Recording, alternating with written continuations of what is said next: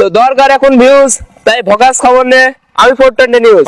তো চলুন যাওয়া যাক ইতিহাসের নতুন সৃষ্টি ইলিশ মাছের পুকুরে।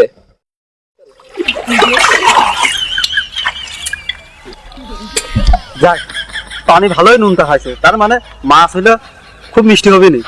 হ্যাঁ, মাছের এখন খাতি দিলাম, এখন মাছের স্লিপিং টাইম। এখন মাছ ঘুমায়, আমি আমার ওই দিক কাজ সারি গেছি।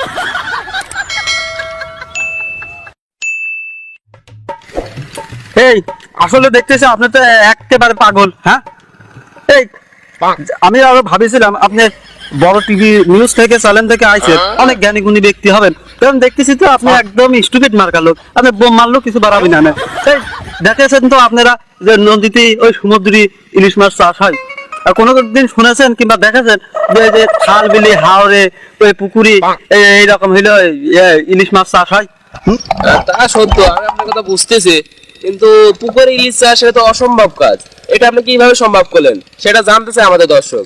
প্লিজ আপনি একটু বলেন। এই যে ভাই, আবার আপনি ক্যাংটে মার্কা কথা বললেন। পুকুরে ইলিশ মাছ চাষ হবে না বিধায় আমি পদ্মা নদী থেকে এই বোতলে করে পানি নিয়ে আইছি, আর পলিথিনে করে ওই পুনা মাছ নিয়ে আইছি ইলিশের।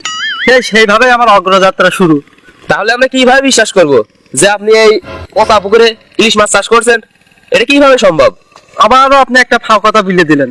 আমার পুকুরে যদি ইলিশ মাছ না চাষ হবে, এই যে প্রতিদিন এই যে হাজার হাজার মানুষ এই যে দেখতে আসে ভিড় করে, এটা কি সত্যতা প্রমাণ করে না? হ্যাঁ, আপনি কইলেন নাকি প্রতিদিন হাজার হাজার মানুষ দেখতে আসে? আমি তো এখানে কাউকে দেখতে পাচ্ছি না। আপনি আসলে একটা পাগল। আপনার দরকার ছিল ওই পাবনায় যে ট্রিটমেন্ট করা। আপনার মাথায় পাগল একদম সমস্যা আছে। এই হাজার হাজার মানুষ যদি প্রতিদিন আমার পুকুরে এসে যে দেখতে আসে মাছ, সবাই যদি একবার করে থুতু ফেলে, তাহলে তো আমার ওই পুকুর তো যাবেন ভাইসে, আর তখন আমার এই মাছের পুনাগুণ সব চলে যাবেনি, তখন আমার লস আমি টেকায় দিয়ে কিনে নিয়ে আসিনি। আপনি যে পুকুরে ইলিশ মাছ চাষ করছেন, ইলিশ মাছ আমাদের দর্শক তো দেখতে চাই, আপনি কি একটি ধরে দেখাবেন আমাদের? এই তো দেখতেছি আপনার সাথে আমার আর পড়বি না। আপনি খালি আলঠেলা কথা বেশি কন। মাছের এখন হলো স্লিপিং টাইম, এখন মাথা উপরে বেলা, তার মানে এখন ঘুমাচ্ছে মাছ, কেবলটা মাত্র মাছ খাইল। আর এখন যদি একটা পুকুরে ঢেলে পড়ে, মাছের ঘুম ভেঙে যাবেনি। এই যে আপনি যে ইন্টারভিউ নিচ্ছেন, এই কথাবার্তা হচ্ছে, না জানি মাছ আবার উঠে না পড়ে এই কথাবার্তা শুনে। তাহলে আমরা কিভাবে বিশ্বাস করব যে আপনি এই পদ্মা পুকুরে ইলিশ মাছ চাষ করছেন? এটা কিভাবে সম্ভব? এই যে ভাই, আবার আপনি ক্যাংটে মার্কা কথা বললেন। এই পুকুরে ইলিশ মাছ চাষ হবে না বিধায় আমি পদ্মা নদী থেকে এই বোতলে করে পানি নিয়ে আইছি, আর পলিথিনে করে ওই পুনা মাছ নিয়ে আইছি ইলিশের। তার মানে আপনি বলতে চাচ্ছেন পলিথিনে করে ইলিশের পোনা আর বোতলে করে পদ্মাতে পানি নিয়ে আসলেই ইলিশ মাছ চাষ করা সম্ভব? এই কথাটা কিরা বললে আপনার? এই যে এই কথাটা তো আপনি এইমাত্র বললেন। এই যে অঠাবাইনা কথা বললেন, আমার পুরো কথাটা তো শুনবেন আপনি। এই যে আপনারা পুরো কথা না শুনে অর্ধেক নিউজ করেন, ভুলভাল অর্ধেক নিউজ করেন, তাই জনগণের হাতে আবলার থাপ খেয়ে মরেন। আপনি পুরো কথা না বললে শুনবো কি করে? যাই হোক, আপনি এই ইলিশ মাছ চাষের জন্য কি কি পদক্ষেপ গ্রহণ করেছেন? ও দেখেন, ওই পাশে লেখা আছে, এখানে পোশাক করিলে 1000 টাকা জরিমানা। আবার ওই সাইডে লেখা আছে, এখানে যানবাহনের গতিসীমা নিয়ন্ত্রণ করবেন। তারপর ওই সাইডে আছে, এখানে উচ্চ স্বরে হরেন বাজানো যাবে না, নিষিদ্ধ করা হয়েছে। এই তো দেখছি আপনার পুকুর না, এই তো দেখছি পরিবেশ অধিদপ্তরের আইন। আমার এই পুকুর কি পরিবেশের বাইরে নাকি? আমাদের দেশের নদী থেকে তো পর্যাপ্ত পরিমাণে ইলিশ মাছ পাওয়া যায়। তা আপনার এই পুকুরে ইলিশ মাছ চাষ হয়, এটা কি দেশের অর্থনীতিতে সহায়তা আসবে নাকি এর পেছনে অন্য কোনো উপকারিতা আছে? এটা যদি আমাদের এবং আমাদের দর্শকের কাছে বলতেন।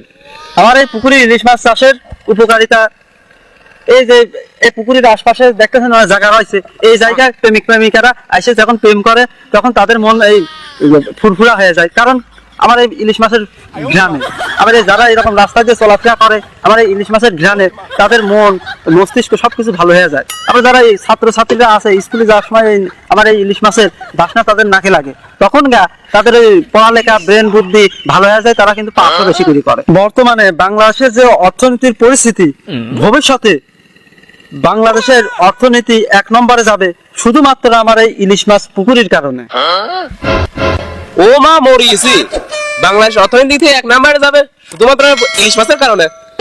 সুপ্রিয় দর্শক ও বন্ধুরা, এতক্ষণ শুনলেন আপনারা এই অসম্ভব কাজ পুকুর ইলিশ মাছ চাষ করা। এই অসম্ভব কাজকে সম্ভব করে তুলেছে আমাদের শিমুল ভাই। তো প্রিয় দর্শকরা, আমাদের এইরকম ফালতু নিউজ জানতে এবং শুনতে আমাদের চ্যানেলের পক্ষেই থাকুন, চ্যানেল 420 টিভি। তো এখন আসি বন্ধুরা। হ্যাঁ ভাই বলেন। এ ভাই কত কত? চ্যানেল 420 420। ও তার মানে 400 17 18 19 20। ওরে ভাই আমার এই তো বাংলাদেশে কত চ্যানেল আছে, আই চ্যানেল 24, তারপরে 20 টিভি, 71 টিভি। এ আপনারা তো দেখতেছি 420 চলে গেছেন। ভাই ভাই আপনারা লাগাইছেন। শিমুল ভাই, এতক্ষণ যে আমাদের দর্শকগুলো আমাদের সাথেই আছে, আমাদের দর্শকদের সাথে আপনার কিছু বলার আছে? হ্যাঁ, দর্শকদের উদ্দেশ্য বলবো কি, এই দর্শকদের কেয়া দিয়ে যে আমার এই পুকুরে ইলিশ মাছ এসে খেয়া যাবে না, তাদের দাওয়াত থাকলেও। হ্যাঁ আর একটা কথা, বর্তমানে আমার এই ইলিশ মাছের কেজি 1500 করে দিচ্ছি। এত কেন? 1500 কেন? ইলিশ মাছ তো 1000 টাকা কেজি। কেন হবে না? বর্তমানে যে পোল্ট্রি মুরগি ছিল 120 টাকা কেজি, এখন হয়েছে 260 টাকা কেজি। তাহলে আমার এই পুকুরের স্পেশাল সুস্বাদু মিষ্টি ইলিশ কেন 1500 করে কেজি হবে না?